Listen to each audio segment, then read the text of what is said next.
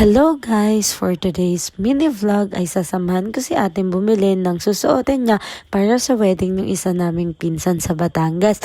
And luckily may nakita akong bagong damitan dito. Bestida ang name niya and ngayon lang ako nakapunta. Sa tapat lang siya ng park dito sa may Mangyan Sisig. And ito guys, ang gaganda ng damit dito. Ngayon lang ako nakapunta dito and super dami kong bet.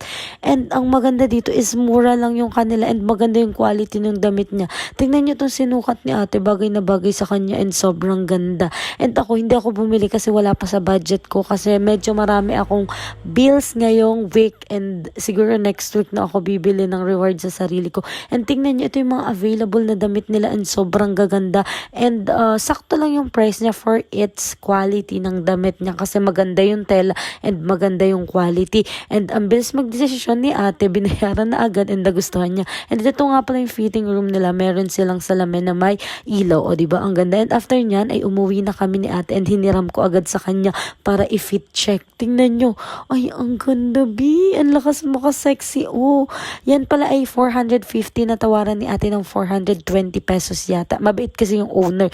Tingnan nyo naman, eto siya guys, sobrang ganda. Ayan, kaya mapapabili talaga kayo. Visit nyo na rin sila doon. Support natin yung mga bagong business owner na yaan talaga kasi danas ko kung paano mag-business. Thank you for watching.